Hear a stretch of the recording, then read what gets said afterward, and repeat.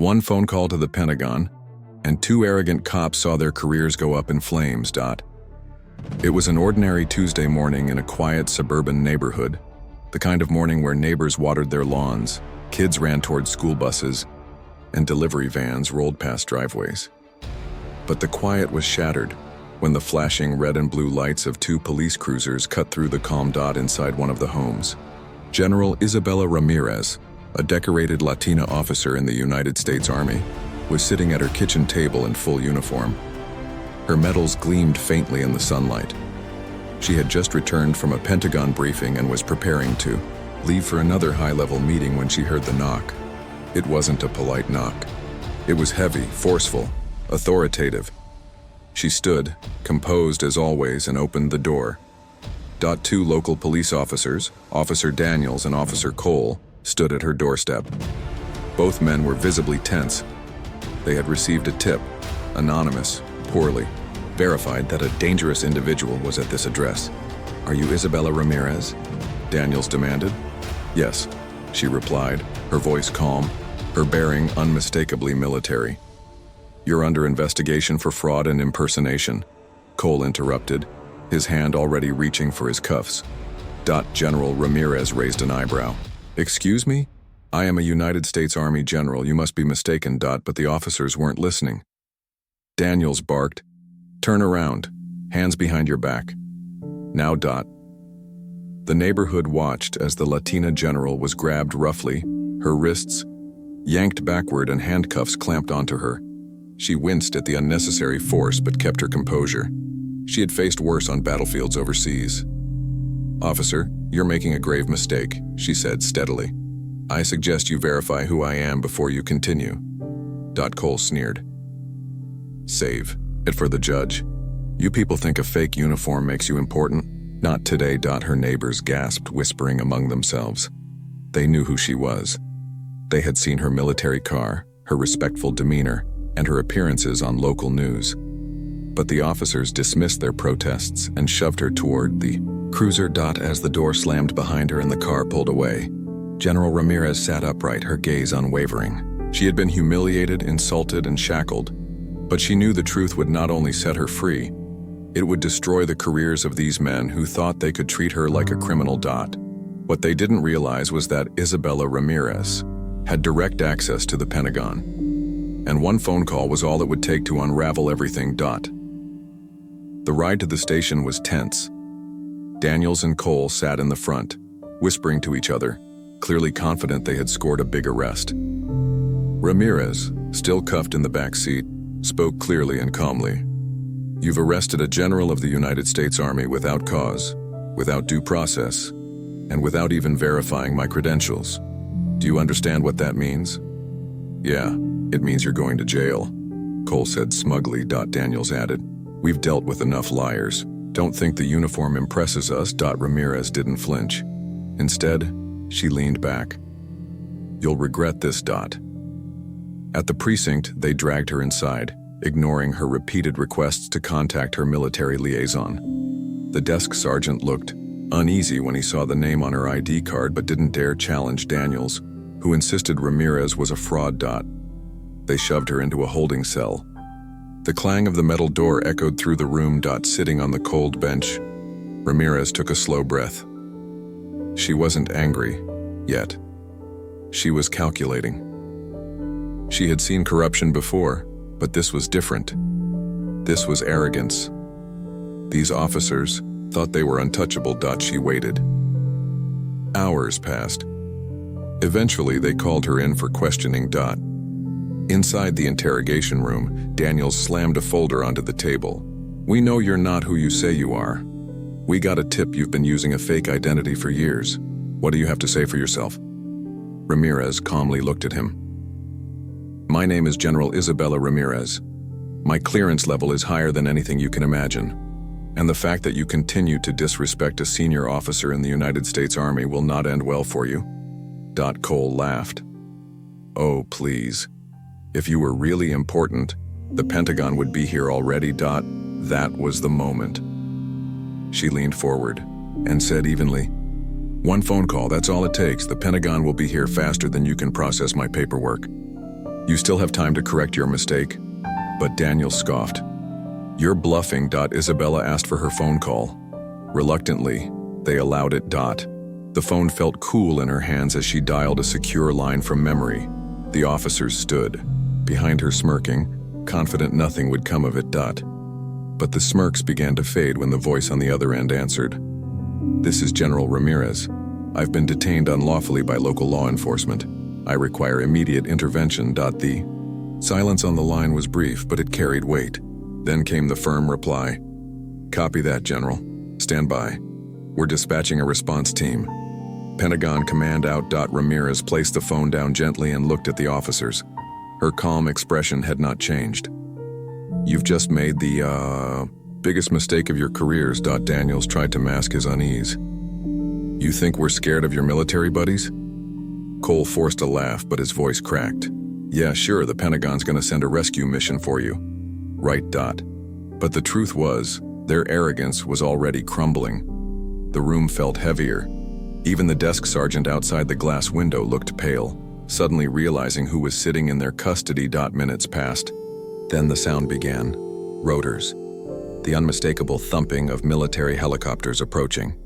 Sirens wailed outside, but they weren't police. These were military escorts. The building shook slightly as armored vehicles pulled up. Soldiers in combat gear surrounded the precinct. Officers inside scrambled, some rushing to the windows, others to the doors. Ramirez stood slowly, still handcuffed. Her eyes never left Daniels and Cole. This is what happens when you think power makes you above accountability. The door burst open. A high-ranking military officer stormed inside. Uncuff her. Now. Daniels stammered. We were just... Now. The officer barked. With trembling hands, Cole unlocked the cuffs. Ramirez rubbed her wrists but didn't smile. She simply straightened her uniform, her dignity intact. The officer turned to her. General, are you all right? Yes, she said softly. Then she looked back at the cops. But they're not. The precinct was in chaos. The sharp, synchronized boots of U.S. Army soldiers echoed down the corridors as they secured the building. Civilian officers scrambled, papers scattered, and nervous whispers filled the air. For the first time in their careers, Officers Daniels and Cole realized they weren't the ones holding authority anymore. They were the ones under scrutiny. General Isabella Ramirez stood tall, flanked by military aides. The cuffs were gone, but the faint red marks on her wrist told the story of her unlawful arrest. She said nothing at first, letting the silence weigh heavy on the room. Every officer present felt the crushing presence of military command. The Pentagon liaison, Colonel Harris, entered, his jaw tight and voice cold. General Ramirez, the Secretary of Defense, has been briefed. A military legal team is en route. These men, he gestured sharply toward Daniels and Cole, will answer for what they've done. Daniels swallowed hard. This is just a misunderstanding. We were following a tip. Ramirez finally spoke, her voice calm but cutting. A tip that you didn't verify. A tip that gave you permission in your mind to humiliate and manhandle a senior officer of the United States Army. You dismissed my credentials, mocked my service, and treated me as if my uniform meant nothing. Words cut deeper than any shouting could. The precinct fell into complete silence. Colonel Harris ordered the desk sergeant, secure these two officers. They are now under federal investigation. The sergeant hesitated. Arresting his fellow officers in front of the entire precinct was unthinkable. But one sharp look from Ramirez reminded him this wasn't optional. Slowly, reluctantly, he reached for his cuffs and restrained Daniels and Cole, who were now red-faced and trembling. Cole burst out. You can't do this. We're the police. You were just abusing power, Ramirez interrupted. And now you'll learn what accountability looks like. The soldiers began confiscating files, computers, and surveillance footage. Every action was documented. The Pentagon wasn't just angry, it was making an example. Outside, common news cameras had gathered, tipped off by the sudden military presence. The public was watching live as the scene unfolded. 2 police officers being led out in cuffs, while the Latina general they had humiliated stood tall in front of the precinct, saluting. The flag as if reclaiming her dignity. The reporter shouted questions. General Ramirez, what happened? Were you wrongfully arrested? Do you plan to press charges? Ramirez didn't answer yet. Instead, she raised her hand to signal silence. Then she said, I serve this country with honor. I protect its people and its constitution. But today I was reminded that the uniform I wear means nothing to those who abuse their authority. This is not just about me. It is about every American who has been handcuffed, mocked, or dismissed unjustly. Today, justice will not be silenced. The crowd erupted in applause. The soldiers around her stood straighter, proud of her words. Meanwhile, inside a federal van, Daniels and Cole sat handcuffed, their bravado gone. Daniels whispered, almost in shock, We just destroyed our lives. Cole shook his head, pale and sweating. She wasn't bluffing. She really called the Pentagon. We're done. At City Hall, the mayor was already on the phone with the governor. The story had exploded on the news. 2 cops handcuffed a U.S. Army general, in uniform. On her way to a Pentagon meeting, one reporter said live on TV. And now the Pentagon has taken over the precinct. The mayor slammed his desk. Do you know what this means for our city? Federal lawsuits, congressional hearings, hell, the whole country's watching. The police chief sat across from him, sweating through his uniform. Sir, Daniels and Cole have been trouble before. Complaints, use of force issues, we should have handled this earlier. And now the Pentagon is handling it for us, the mayor growled. Colonel Harris walked alongside Ramirez. General, the Pentagon wants you back in D.C. immediately. But before you leave, they've authorized you to decide what happens here. Ramirez looked at him. What do you mean? Disciplinary recommendations. The secretary wants your voice to be heard in this matter. After all, you were the one wronged. Ramirez paused, thinking. She wasn't one for vengeance, but she knew the gravity of this moment. If she stayed silent, the cycle would continue. If she spoke, she could spark change. She turned to the gathered officers in the precinct. Some looked ashamed. Others avoided her eyes. Listen carefully, she began. I don't hate police. I respect those who serve with honor. But respect is earned, not demanded. Daniels and Cole believed their badges gave them the right to humiliate me. They forgot that service means accountability. Today, they answer for their arrogance. Tomorrow, others will remember that no one is above the law. Her words hung in the air. Heavy, undeniable. Even the most hardened officers felt their weight. Within hours, Daniels and Cole were suspended without pay, pending federal charges for unlawful detention, abuse of power, and violation of military protocol. Their names flooded the headlines. Their careers were over before they could even think of damage control. The Pentagon released a statement. General Isabella Ramirez is a decorated officer who has served this nation with distinction. The treatment she endured was unacceptable and will not be tolerated. Those responsible will face the full weight of federal law. Social media exploded. Hashtags like #JusticeForRamirez and #AccountabilityForAll trended nationwide. Videos of the arrest and her speech outside the precinct went viral. For many Americans, she became a symbol, not just of military honor, but of resilience against injustice. That evening, back at her home, Ramirez finally allowed herself to breathe. Her uniform jacket was neatly hung, her medals polished.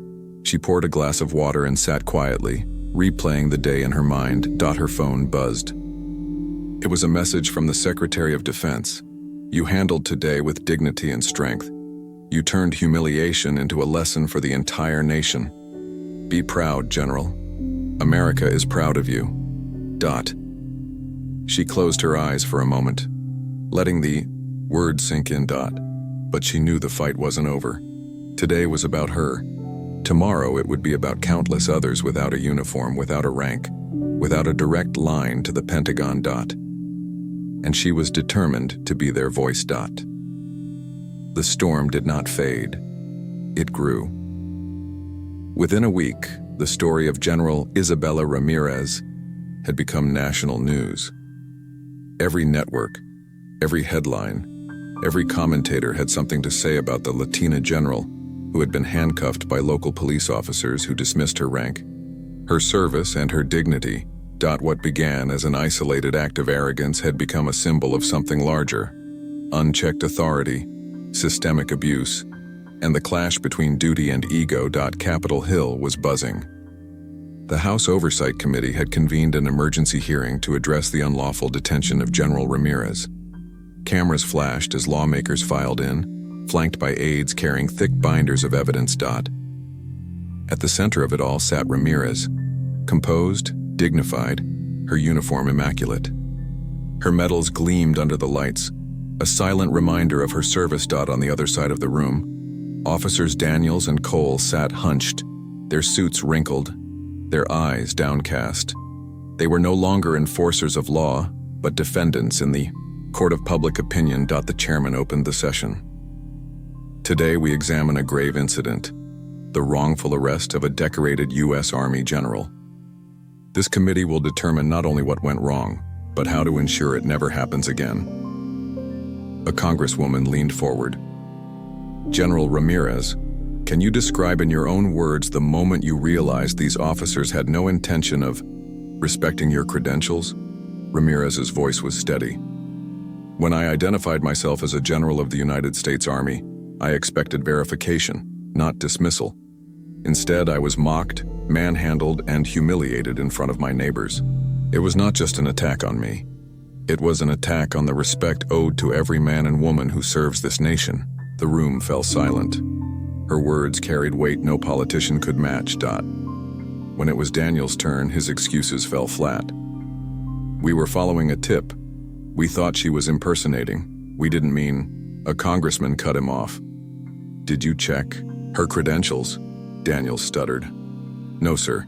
Did you contact the Pentagon before handcuffing her? No, sir. Then you didn't think, you assumed. And that assumption nearly sparked a federal crisis. Cole fared no better. When asked if he regretted his words, he muttered, yes.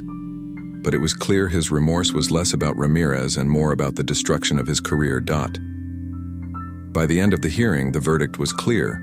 Daniels and Cole would not only be stripped of their badges, but they would also face federal charges for unlawful detention, violation of military law, and civil rights abuses. The chairman closed with a statement that echoed across the nation. This incident reminds us that authority is not immunity. To serve is to be accountable. No one is above the law. The story became a movement. Editorials praised Ramirez's composure. Veterans groups rallied behind her. Civil rights advocates pointed to her case as proof of systemic arrogance in law enforcement. Late-night hosts joked about the two cops dumb enough to handcuff a Pentagon general. But behind the humor was a biting truth. Memes flooded social media, contrasting her dignity with their downfall. For many Americans, she had become more than a soldier. She was a symbol of justice, standing tall against abuse. A month later, at a special ceremony in Washington, D.C., General Ramirez was awarded the Distinguished Service Medal, not for her battlefield victories, but for the strength she showed in the face of injustice at home. General Ramirez's ordeal exposed a dangerous flaw in our system, but her response, measured, courageous, and unwavering, turned a moment of humiliation into a national lesson. She reminded us all that dignity cannot be cuffed and justice cannot be silenced. As the medal was pinned to her uniform, the audience rose in a standing ovation. Ramirez's eyes glistened, but she stood as she always had, tall, resolute, unshaken. That evening, back in her quiet home, Ramirez sat by the window. The ceremony had been exhausting. The cameras, the applause, the politics. It was all overwhelming. She sipped tea, the weight of the medal heavy against her chest. Her phone buzzed with countless messages of support. Veterans she had served with, families of soldiers she had helped, strangers who now saw her as their voice. But one message stood out from a young Latina woman she had never met. General Ramirez, I saw what they did to you. I've been dismissed and humiliated my whole life because of who I am. Watching you stand tall gave me hope. You showed me that people like us can't be broken. Thank you. Ramirez read the words twice, her throat tight. For the first time since the ordeal, she allowed herself a smile. This was why she endured. This was why she stood tall, not for medals, not for headlines, but for those who needed to see that strength was possible. Daniels and Cole never wore uniforms again. Stripped of their badges, disgraced in the media, they became cautionary tales in police academies nationwide. Their arrogance had cost them everything. Cole moved out of state, bitter and silent. Daniels tried to appeal, but every court rejected his pleas. They were forgotten by the system they once thought made them untouchable.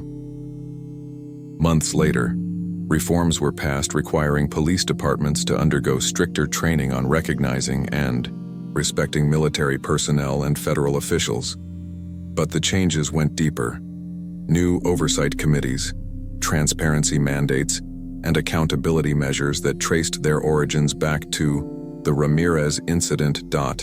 And whenever her story was retold on the news, in classrooms, and community halls, it carried the same message: power without accountability is tyranny. And dignity, once defended, can spark change for a nation. General Isabella Ramirez never asked to be a symbol. She only wanted respect, the same respect she gave to her country every day she wore the uniform. But fate had chosen her to bear that weight, and she carried it with the strength of a soldier and the grace of a leader. As she looked out her window that night, the city lights glowing in the distance, she whispered softly to herself, "They thought the cuffs would silence me.